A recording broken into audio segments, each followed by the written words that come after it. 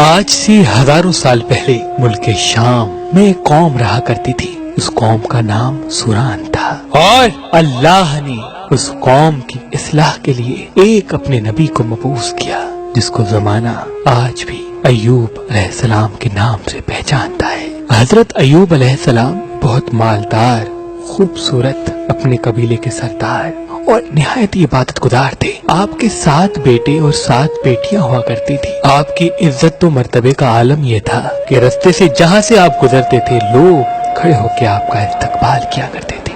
امام علی علیہ السلام نے فرمایا، جب اللہ کسی کو عزیز رکھتا ہے تو اسے صبر سے آزماتا ہے۔ تو بس اللہ نے اپنے بندے ایوب کا امتحان لینا شروع کر دیا۔ حضرت ایوب علیہ السلام کی ساری اولاد مر گئی اور ساری دولت ختم ہو گئی، اور اس کے ساتھ ساتھ اللہ نے ایوب کو ایسی بیماری دے دی جس میں ایوب علیہ السلام کا گوشت گلنے لگا، یہاں تک کہ ہڈیاں تک آشنا ہونے لگی۔ بس دنیا نے اپنا روپ بدلنا شروع کر دیا۔ وہ لوگ جو ایوب علیہ السلام کی عزت کیا کرتے تھے، کھڑے ہو کے استقبال کرتے تھے، وہ لوگ حضرت ایوب علیہ السلام کی توہین کرنے لگے، یہ کہنے لگے کہ اللہ اس سے ناراض ہے، اللہ کا عذاب ہے ایوب پر، یہ کوئی نبی نہیں بلکہ ایک بے انتہا گناہگار انسان ہے۔ یہاں تک کہ ایوب علیہ السلام سے کوئی بات تک نہیں کرتا تھا۔ اللہ کا نیک نبی مطمئن رہا اور مسلسل اللہ کا ذکر، اللہ کا شکر کرتا رہا۔ لوگوں نے یہ فیصلہ کیا کہ جو بیماری ایوب کو ہے، ایسا نہ ہو کہ ہمارے بچوں کو ہو جائے، اٹھاؤ ایوب کو، اسے ہمارے محلے میں رہنے کا کوئی حق نہیں۔ بس لاٹھیوں اور کپڑے میں لپیٹ کر ایوب علیہ السلام کو کچرے کے ڈھیر پہ پھینک آتے ہیں۔ بس ایوب علیہ السلام کے ساتھ ان کی بیوی اور ایوب مطمئن رہ کر اللہ کا ذکر کرتے ہیں، شکر کرتے ہیں۔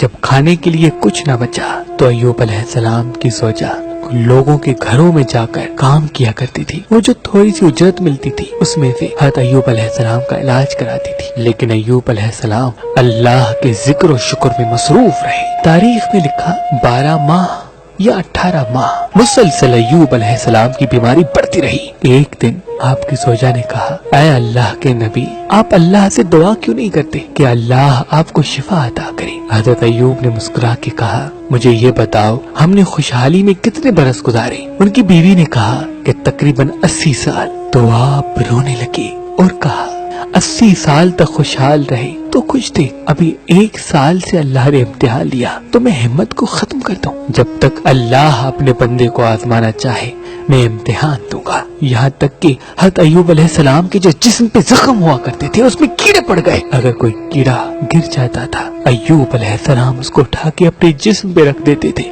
اور کہتے تھے، شاید تمہارے لیے اللہ کا رزق اللہ نے میرے جسم میں رکھا ہے، تم کھاؤ اگر اللہ کی یہ مرضی ہے تو۔ بس جب لوگوں نے حضرت ایوب علیہ السلام کی زوجہ کو کام دینے سے بھی انکار کر دیا، لوگوں نے یہ چاہا کہ ایوب کی بیوی ہمارے محلے میں آتی ہے، ایسا نہ ہو کہ یہ ایوب کے ساتھ رہتی ہے، ایوب کی بیماری ہمارے بچوں کو نہ لگ جائے، اس کو کوئی بھی محلے میں نہیں بلائے گا۔ بس ایوب علیہ السلام کی زوجہ رو رو کے کہنے لگی، اے اللہ کے نبی، اللہ سے دعا کریں۔ تو ایوب علیہ السلام نے ہاتھ اٹھا کر کہا، اے اللہ، یقیناً تو رحم کرنے والا ہے، اپنے بندے پر رحم کر۔ بس یہ کہنا تھا تو آواز غائب آئی، ایوب اپنا پاؤں زمین پہ مارو، وہاں سے چشمہ نکلے گا، اس سے نہاؤ۔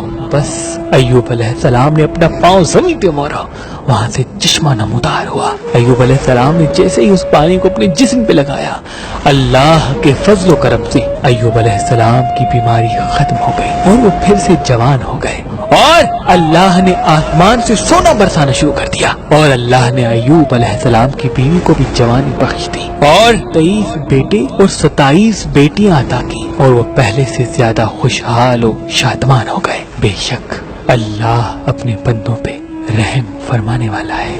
اللہ کے محبوب حضرت محمد مصطفیٰ صلی اللہ علیہ وآلہ وسلم نے فرمایا، زندگی میں جب بھی امتحان آئے تو ایوب علیہ السلام کے امتحانات کو یاد کرنا، اور یہ یقین رکھنا کہ زندگی کا اصل نام امتحان ہے۔ جو اللہ کے جتنا قریب ہوگا، اللہ اسے اتنا ہی امتحان سے آزمائے گا تاکہ جنت میں اسے عظیم مقام عطا کر سکے۔ بے شک وہ عدل فرمانے والا